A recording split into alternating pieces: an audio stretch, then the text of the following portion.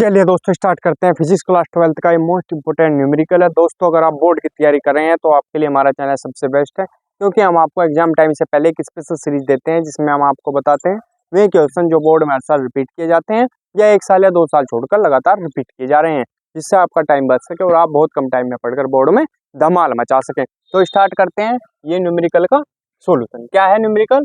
एक आदर्श ट्रांसफार्मर की प्राथमिक एवं द्वितीयक कुंडलियों में फेरों की संख्या कितनी है? 1100 एवं 110 है। ठीक है। प्राथमिक कुंडली में सप्लाई वोल्टेज 220 वोल्ट है।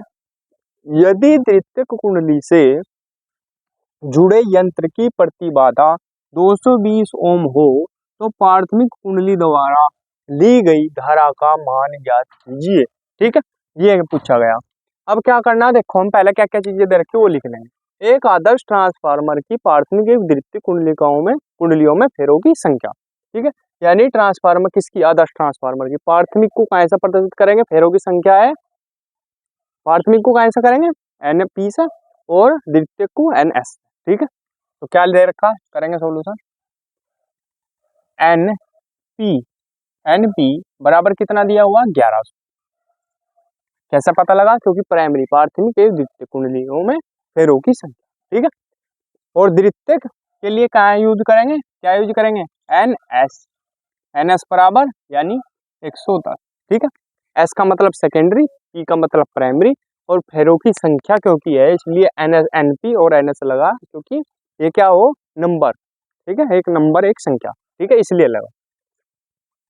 ये ध्यान रखना, प्राथमिक को प्रदर्शित करेंगे P से, द्वितीयक को प्रदर्शित करेंगे NS से। ठीक है, यानी NS और NP, ये याद रखना है। ठीक है, ये हो गए। फिर अब क्या आ जाओ, प्राथमिक कुंडली में सप्लाई वोल्टेज 220 वोल्ट है प्राथमिक में, यानी V क्या? VP बराबर कितना? 220 है ना, 220 वोल्ट। क्या दिया हुआ? VP। ठीक है, ये चीज ध्यान रखनी है। ये पहचान कर ली इनकी, इनका पता लग गया क्या है, फिर सारा क्वेश्चन। यदि द्वितीयक कुंडली से जुड़े यंत्र की प्रतिबाधा को प्रदर्शित करते हैं Z से, लेकिन ये क्या पूछ रहा? द्वितीयक के बारे में बता रहा। द्वितीयक कुंडली से जुड़े यंत्र की प्रतिबाधा, तो द्वितीयक के लिए काहे का प्रयोग होगा? ZS का। तो ये बता रहा कि ये प्रतिबाधा है किसकी? सेकेंडरी की, यानी द्वितीयक। ठीक है, कितनी? 220 ओम। 220 ओम। ठीक है, कोई दिक्कत नहीं है यहाँ तक, बिल्कुल सही है। अब क्या पूछा? प्राथमिक कुंडली द्वारा ली गई धारा का मान ज्ञात कीजिए। प्राथमिक कुंडली द्वारा धारा का मान ज्ञात करना, यानी IP बताना। ठीक है, IP कब बताया जाएगा? जब IS होगा। सेकेंडरी का पता होगा तब IP बताया जाएगा। तो चलिए करते हैं स्टार्ट। हम सबसे पहले हमारे पास फॉर्मूला होता है NS बटे NP बराबर VS बटे VP। ये फॉर्मूले का यूज करेंगे। ठीक है, इस फॉर्मूले में जो जो चीजें हमारे पास दी हुई है हमें रखें। NS का मान कितना? देखो 110 रखा, बटे NP का मान कितना? 1100 रखा, बराबर VS कितना हमारे पास? VS हमें निकालना है, यहाँ से VS निकाल लेंगे यहाँ से, बटे VP का मान कितना हमारे पास? 220। यहाँ तक कोई दिक्कत नहीं, बिल्कुल सब सही है। ठीक, चलेंगे। अब इनकी करो क्रॉस मल्टीप्लाई। देखो इसकी इसमें और इसकी इसमें।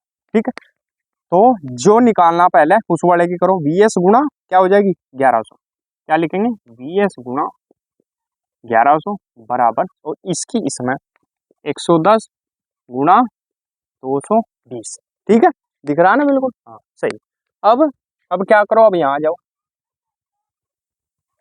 आओ। अब VS निकाल लेंगे हम। VS बराबर क्या हो जाएगा? यहाँ से ये जो 1100 है कहाँ चला जाएगा? इसके नीचे। तो लिख देंगे VS बराबर 110 गुणा 220 बटे 1100। ठीक है, कोई दिक्कत नहीं। अब देखो एक जीरो से ये जीरो काट दो, ये क्या बचा? 110 रह गया, ये भी 110 से पूरा 110 कट गया। क्या आ गया हमारे पास? VS बराबर आ गया हमारे पास 22। क्योंकि ये काहे की बात हो रही? काहे की बात हो रही है? V की बात हो रही, तो मात्रक क्या लगेगा? वोल्ट। ठीक है, तो VS बराबर आ गया हमारे पास 22 वोल्ट। कोई दिक्कत नहीं यहाँ तक। अब आगे बढ़ेंगे। अब क्या है, अब क्या करेंगे हम, देखो वी एस बराबर आ गया। अब हमारे पास एक फॉर्मूला होता है वी एस बराबर, क्या होता है, फॉर्मूला होता है वी एस बराबर आई एस गुणा जेड। क्या होता है, वी एस बराबर आई एस गुणा जेड एस। एक मिनट से दोबारा लिख दूं, लिख दिया, ये लिख दिया, ये फॉर्मूला है हमारे पास वी एस बराबर आई एस गुणा जेड एस। तो ये है, हमें क्या निकालना, वी एस भी है हमारे पास, जेड एस भी है, जेड एस भी है और वी एस भी है, तो हमें आई एस निकालना। ठीक है, तो रख देंगे मान वी एस का मान कितना है, वी एस का मान ये है 22, 22 रख दिया वी एस की जगह बराबर। ठीक है, आई एस हमें निकालना, ठीक है, गुणा जेड एस कितना 220, 220। ठीक है, यहाँ तक कोई दिक्कत नहीं।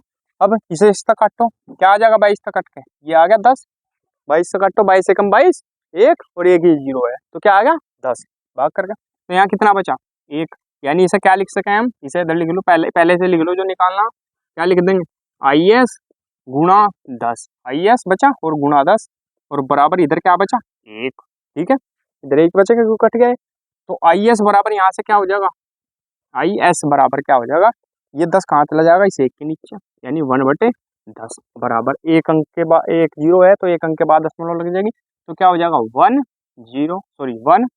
पॉइंट, क्या हो जाएगा 1.0, ऐसा लिख देंगे। तो ये क्या है का चिन्ह है, तो क्या निकाल ले हम, धारा एम्पियर, तो मात्रक लगा देंगे एम्पियर। ठीक है, तो ये आ गया हमारे पास आई एस का मान। अब हमें क्या निकालना, क्योंकि इसने पूछा क्या, आई पी पूछा। ठीक है, तो अब देखेंगे अगला फॉर्मूला, अगले फॉर्मूले का यूज करेंगे, जो होता है क्या, अगला फॉर्मूला होता है वीपी आई पी बराबर पी एस आई एस। ठीक है, ये फॉर्मूला है।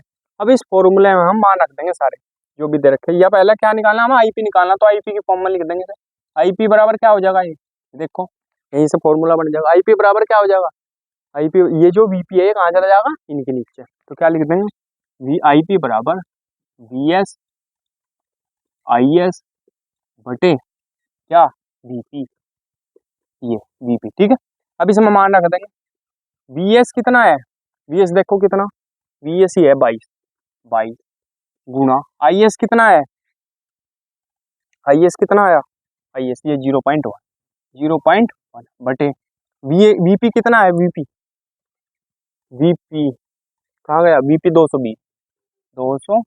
ठीक है, कोई दिक्कत नहीं।